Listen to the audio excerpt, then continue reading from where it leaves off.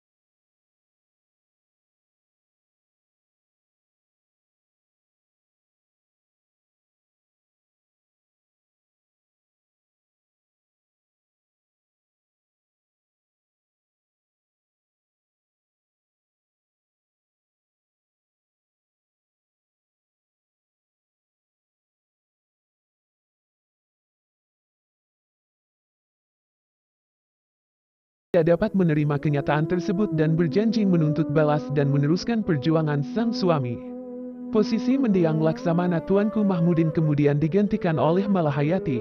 Oleh Sultan Riyad Shah, ia pun diberi pangkat Laksamana dan menjadi perempuan pertama di dunia kala itu yang menyandangnya seperti dikutip dari buku Perempuan Kemala. Sebuah rencana besar pun diungkapkan Malahayati kepada Sultan. Dirinya mengaku ingin membangun sebuah armada tempur laut yang seluruh prajuritnya adalah perempuan. Inong Bale, ia menamakan pasukan elit tersebut dengan Inong Bale atau prajurit perempuan yang berstatus janda. Jumlahnya pun tak main-main, mencapai 2.000 orang. Mereka seluruhnya adalah para janda dari prajurit yang gugur kala bertempur melawan Portugis. Berbekal kemampuan yang didapat ketika menimba ilmu di Makhed Baitul Maqdis, Malahayati melatih Inong Bale menjadi pasukan tempur yang disegani. Apalagi kala belajar di Makhed Baitul Maqdis, Malahayati ditempa oleh instruktur-instruktur perang tangguh dari Turki, seperti ditulis dalam Malahayati, Srikandi dari Aceh. Sultan Aceh kemudian mendaulatnya sebagai Panglima Armada Laut alias Laksamana dan merupakan perempuan pertama di dunia yang menyandang jabatan itu. Sultan juga membekali pasukan Inong Bale dengan 100 unit kapal perang ukuran besar berkapasitas masing-masing 400 pasukan. Pasukan Inong Bale mulai dilibatkan dalam beberapa peperangan melawan Portugis dan Belanda. Wilayah pertempuran mereka tidak hanya sebatas di perairan Selat Malaka saja, namun juga sampai ke pantai timur Sumatera dan Malaya. Mereka juga membangun benteng Inong Bale di sebuah perbukitan tak jauh dari pesisir Teluk Lamreh, Krum Raya, Kecamatan Masjid Raya, Kabupaten Aceh Besar. Tempat perlindungan pertama yang seluruhnya dibangun oleh kaum Hawa tersebut memiliki tinggi tembok sekitar 100 meter dan cukup aman untuk menahan serangan musuh. Benteng tersebut menjadi koloni pasukan Malahayati sekaligus pusat pelatihan tempur Inong Bale. Pasukan Malahayati juga menjalankan misi khusus yakni mengamankan jalur laut perdagangan kesultanan serta mengawasi pelabuhan-pelabuhan Samudra Aceh kala itu. Sampai akhirnya pada tanggal 21 Juni tahun 1599, dua kapal Belanda, Delu dan Deluin berisi pasukan perang dipimpin dua bersaudara, Cornelis dan Frederik de Houtman ingin bersandar di pelabuhan Aceh Besar. Bumi Serambi Mekah itu menjadi tujuan kesekian dari dua bersaudara de Houtman setelah sebelumnya menyinggahi Banten, Madura, sampai ke Bali untuk berburu rempah-rempah. Hanya saja, mereka selalu menemui perlawanan masyarakat setempat karena tabiat pasukan de Houtman bersaudara yang tak disukai. Hal serupa juga dialami saat mencapai Aceh Besar. Mereka tertahan di atas kapal di tengah laut karena tak dapat izin dari Sultan.